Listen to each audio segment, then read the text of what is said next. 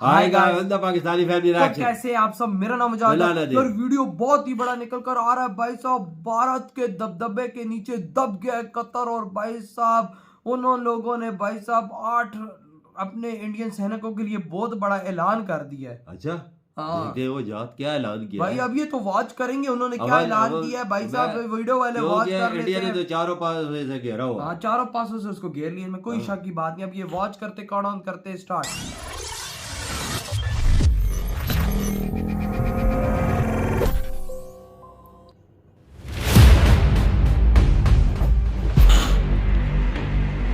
कत्तर की सही मारी है, सही डंडा अंदर दे के रख दिया। इसका इलाज यही है। और एक भी मुसलमान देश इनके साथ। नमस्कार, न्यूज़ देख रहे हैं आप। मैं हूं आपके साथ अभिषेक पुंडी। 26 अक्टूबर की तारीख भारत के लिए एक ऐसी खबर लेकर आई थी जिसकी किसी ने कल्पना तक नहीं की थी। इस तारीख को 8 भारत के पूर्व नौसैनिकों को कतर ने मौत की सजा सुना दी। आरोप जासूसी के लगाए गए, लेकिन सबूत आज तक नहीं दिखाए गए। साथ ही गौर करने वाली बात यह थी कि कतर के कानून के मुताबिक सजा मिलने के बाद सजा याफ्ता के पास महज 15 दिनों का वक्त होता है उस सजा के खिलाफ अपील करने का। ये 15 दिन इसलिए भी जरूरी हो जाते हैं क्योंकि जिस मामले में भारतीयों को सजा हुई है, ऐसे मामलों में कतर की निचली अदालत का फैसला ऊपरी अदालत में पलटा जाए, उस बात की उम्मीद कम ही नजर आती है। लेकिन अब भारत ने अपनी पहली बाधा को पार कर लिया है, या कहें कि सबसे बड़ी बाधा को पार कर लिया है। मतलब भारतीय नौसैनिकों की तरफ से सजा को रोकने के लिए जो अपील दाखिल की गई थी वो मंजूर कर ली गई है और उस पर अब सुनवाई की तारीख भी सामने आ चुकी है। इस अपील पर 23 नवंबर की तारीख को सुनवाई के लिए नियत किया गया है। कतर के कानूनों के मुताबिक किसी को सजा सुनाने के बाद उस फरियादी के पास अदालत के आदेश के खिलाफ अपील करने के लिए मात्र 15 दिनों का वक्त दिया जाता है। हालांकि भारत सरकार इस मामले को बेहद ही संजीदगी के साथ लेकर आगे चल रही है। वो कानूनी रास्ते तलाश रही है, बैकडोर रास्तों को भी वो तलाश रही है। भारत सरकार वो हर काम कर रही है जो जरूरी है। भारतीय नौसैनिकों को बचाने के लिए एक और रास्ता भी है जिस पर लगातार संजीदगी के साथ काम चल रहा है, और वो है कतर के राष्ट्रपति से प्रधानमंत्री मोदी खुद अपने रिश्तों के आधार पर बात कर सकते हैं। क्योंकि कतर में 18 दिसंबर के दिन कतर के अमीर मौत की सजा पाए आरोपियों की सजा माफ कर देते हैं। अक्सर ऐसा कहा जाता है क्योंकि कतर इस दिन अपना नेशनल डे यानी राष्ट्रीय दिवस मनाता है, और कतर का कानून इस दिन दोषियों को माफ करने की इजाजत देता है। भारत सरकार हर विकल्प पर काम कर रही है। हालांकि ये बात भी सच है कि भारत को कतर के इस फैसले के बाद जबरदस्त कूटनीति का भी सामना करना पड़ रहा है, क्योंकि इस मामले में अगर यदि आपको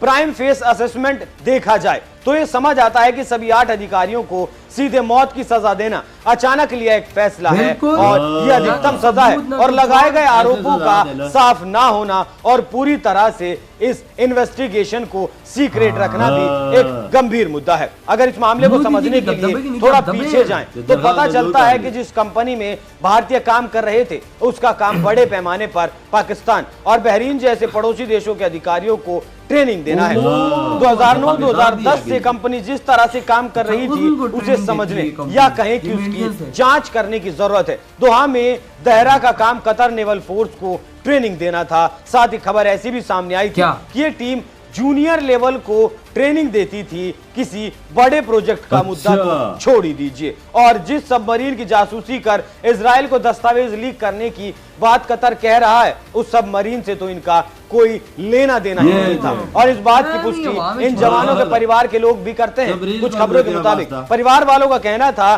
कि वो देश के लिए काम कर रहे थे, मतलब भारत के लिए काम कर रहे थे, किसी सबमरीन के लिए काम वो नहीं कर रहे थे। लेकिन कतर ने इनका ट्रायल पर्दे के पीछे किया और सजा सुना दी। भारत सरकार को भी नहीं बताया, सबूत भी नहीं दिखाए। तो ऐसे में अब इंतजार करना होगा 23 नवंबर का और उसके बाद 18 दिसंबर का। इन दोनों तारीखों पर क्या होता है। लेकिन यहाँ आपको ये भी बता दें कि भारत कानूनी तौर पर अब मजबूत है, और अब जब सुनवाई होगी तो असल चीजें निकलकर सामने आएंगी। भारत को कतर की सरकार से सवाल पूछने का मौका मिलेगा और कतर की सरकार के सवालों का जवाब देने का मौका मिलेगा। भारत वहां जिस आधार आधार पर इन नौसैनिकों को मौत की सजा सुनाई गई है, उन दस्तावेजों को भी देखने की मांग करेगा। और अगर वो असल में होंगे तो फिर आगे की चीजें जो कुछ होंगी वो कानूनी प्रक्रिया होगी, लेकिन अगर वो नहीं होंगे तो फिर भारतीयों को हिंदुस्तान लाने से कोई नहीं रोक पाएगा। आप इस खबर पर क्या राय रखते हैं? अपनी राय हमें कमेंट कर जरूर बताएं। नमस्कार। उनका रिहाई का ये पहला पड़ाव है, बहुत बहुत मुबारक हो, क्योंकि भाई साहब ये अगर मोदी जी न होते ना तो ये काम हो ही नहीं सकता था। अगर ये मनमोहन सिंह होते या कांग्रेस होती ये काम हो ही नहीं सकता था। ये मोदी जी ने काम कर दिखाया और बहुत बहुत मुबारक हो भाई मोदी जी की फॉरेन पॉलिसी, जयशंकर जी की फॉरेन पॉलिसी पे, कि उनकी वजह से आज वो मानने पर मजबूर हो गए हैं कि भाई हम इनका हर एक चीज का दोबारा से चेक करेंगे और भाई उस पर फैसला करेंगे। बिल्कुल 23 नवंबर की तारीख हो गई और फिर आगे उनका डे आ रहा है। मैं कहता हूँ उस दिन अगर उन्होंने रिहा ना कर दिया, मेरा नाम आगे बदल देना, क्योंकि मोदी जी का दबाव क्या गया, ये अब दब गए हैं, क्योंकि उनको पता लग रहा है कि भाई साहब अब भारत हमसे गैस लेनी कम कर रहा है, भारत भाई साहब हमें चीजें देनी बंद कर रहा है, हमारी दवाइयां बंद कर दी हैं। तो भाई चारों तरफ से घेरा हुआ है इंडिया ने ना, चारों तरफ से घेर के रखा हुआ है। बिल्कुल कि ये किसी बाप के नहीं सुनते, मोदी जी के नीचे आ गए। मोदी जी को क्या जरूरत है इनसे बात करने की? एक सीधी बात है यार, देखो भाई 50-50 रह के बात करनी चाहिए। कतर की क्या औकात भारत के आगे कि भारत का पीएम उनसे बात करे। भारत का पीएम एक ऐसी नीति लेकर चल रहा है कि वो बात भी नहीं कर रहा और अगले खुद आके उसके कदमों के नीचे गिर रहे हैं। देखो ना कि कतर कह रहा था कि भाई सजा सुना दी, मैं अब नहीं बदलूंगा। आज वो बोल रहा है कि भाई साहब हम दोबारा भाई आपकी इस अपील को मान रहे हैं, हम दोबारा इस पे कार्रवाई करेंगे, हम इस पे दोबारा आपको फैसला सुना के देंगे, जो भी सबूत है साथ भारत के बड़े बड़े ऑफिशियल्स उधर अदालत में होंगे। ये तभी तो मंजूर हुई है ना मोदी जी ने जिनको काम दिया था 3 बंदों को, एक वो सफीर है, एम्बेसडर है, एक जयशंकर साहब है, खुद इस चीज को हैंडल कर रहे हैं। मोदी जी खुद ऐसा हैंडल कर रहे हैं कि अगले को हिलने नहीं दे रहे। उसको भाई साहब उसने बोला कि भाई 8 ही बंदे हैं, तो क्या हुआ? मोदी जी ने बोला 8 बंदे भारत के हैं, उनका भारत पे यकीन है भाई, छोड़ो नहीं तो 14 दिल्ली बाकी इधर होगी, 14 दिल्ली आज 9 होगी, 14 दिल्ली बाकी 23 नंबर की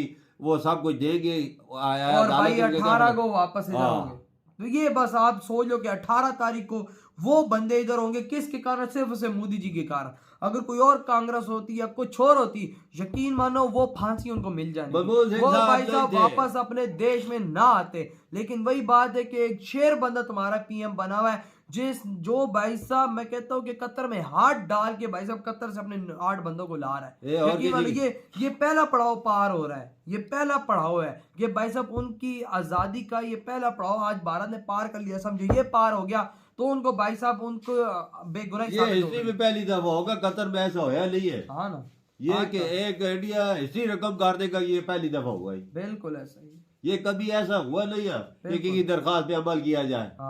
कोई शक की बात नहीं, कोई शक की बात नहीं यार, ये बात आपकी एकदम करेक्ट है। हाँ, ये सिर्फ सौहार्दकारी की वजह से इनकी जो बार इनके पापा दबदबा भाई साहब वो जहरी बात है। जयशंकर साहब का, मोदी जी का, नाल वो एम्बेसडर जुड़े हुए हैं, सारा इसमें इस्लामी देश भी है, कतर, सऊदी अरब है, यूएई है, वो भी भाई साहब कतर को कह रहा अगर जान चाहिए तो भाई साहब इनके साथ तुम सही तरह रहो। और लगता है कि उसी दबाव के नीचे भाई साहब इसने आगे ये मैं बोलता हूँ दरखास्त कैसे मंजूर कर ली। ये देख, ये भाई भारत है, ये कोई और। अच्छा बात सुने, आपको लगता था पाकिस्तान कभी डूबेगा? नहीं, डूब गया ना। डूब गया किसकी वजह से?